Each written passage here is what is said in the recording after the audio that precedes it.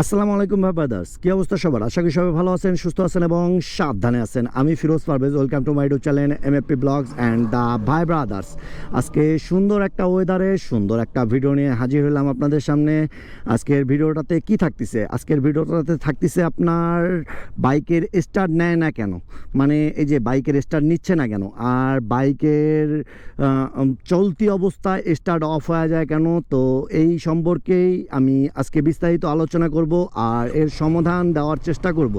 তো ভিডিওটা শেষ পর্যন্ত দেখুন, আশা করি ভালো লাগবে আর এই ভিডিওটা থেকে আপনারা উপকৃত হবেন। তো চলেন বেশি কথা না বলে ভিডিওটা শুরু করা যাক।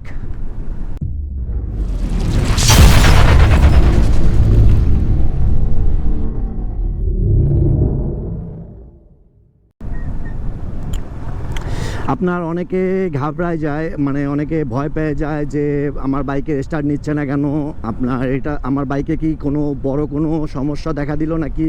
তো অনেকে এটা ভেবে থাকে যে তার বাইকে অনেক হয়তোবা অনেক বড় কোনো সমস্যা হয়ে গেছে। তো অনেক ছোট ছোট বিষয়ের কারণেও আপনার বাইকের স্টার্ট নিতে লেট হইতে পারে, বা স্টার্ট নিচ্ছে না, বা আপনার চলতি অবস্থায় স্টার্ট অফ হয়ে যাচ্ছে। তো ছোট ছোট বিষয়গুলোর কারণেও আপনার বাইকের স্টার্ট নেয় না বা বাইকের স্টার্ট অফ হয়ে যায়। অনেক সময় হয় কি, আপনার ব্যাটারির কারণে আপনার বাইকের স্টার্টটা নিতে চায় না, বা আপনার ব্যাটারিটা যদি বসে যায়, বা আপনার ব্যাটারিটা যদি নষ্ট হয়ে যায়, ব্যাটারিতে পানি যদি কম থাকে, তাহলে এই সমস্যাগুলো দেখা দেয়। সর্বপ্রথম আপনার বাইকের ব্যাটারিটা চেক করুন যে সেটা ঠিক আছে কি না। যদি ঠিক না থাকে চার্জ দিয়ে নিন, চার্জ দিয়েও যদি না হয় তাহলে আপনার ব্যাটারিটা পরিবর্তন করে নিন, তাহলে দেখতে পাবেন যে আপনার বাইকের স্টার্টটা নিচ্ছে। আর যদি এতেও কাজ না হয় তাহলে আপনার বাইকের স্পার্ক প্লাগটা, তো বাইকের স্পার্ক প্লাগটা পরিষ্কার করে নিন বা আপনার প্রয়োজনে চেঞ্জ করে নিন।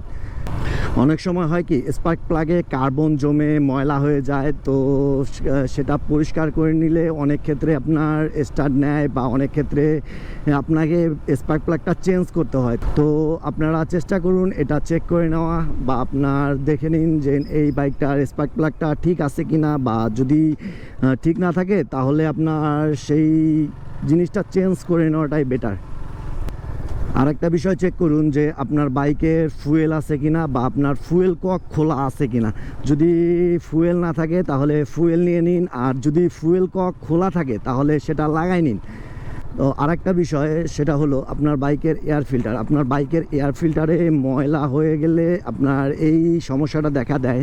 তো চেষ্টা করুন যেন নিয়মিত আপনার এয়ার ফিল্টারটা পরিষ্কার রাখার, আর সঠিক টাইমে আপনার এয়ার ফিল্টারটা চেঞ্জ করার। মানে একটা এয়ার ফিল্টার দিয়ে 7 থেকে 8,000 কিলোমিটার রাইড করা যায়, আর এরপরে পরিবর্তন করে নেওয়াটাই বেটার।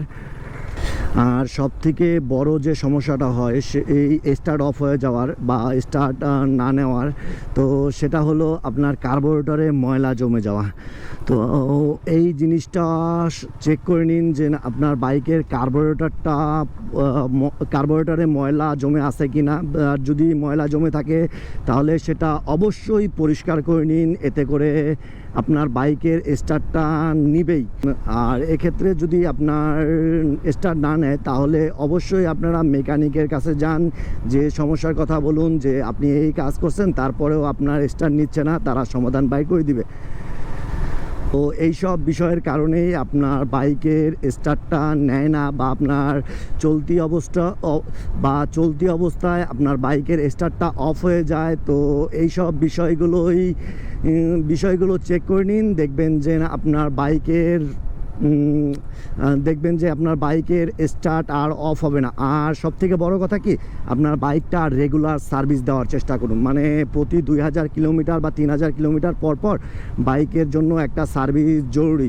তো সেই সার্ভিসটা দেওয়ার চেষ্টা করুন, তাহলে দেখবেন যে এই ধরনের ছোট ছোট সমস্যাগুলো আর ফেস করতে হবে না আপনাকে। তো আজকের ভিডিওটা এ পর্যন্তই। যদি ভিডিওটা ভালো লেগে থাকে তাহলে অবশ্যই ভিডিওটাতে একটা লাইক দিয়ে পাশে থাকবেন, আর কমেন্টে জানাই দিন যে ভিডিওটা কেমন লাগলো। ততক্ষণ পর্যন্ত ভালো থাকুন, সুস্থ থাকুন এবং সাবধানে থাকুন। টাটা, আল্লাহ হাফেজ।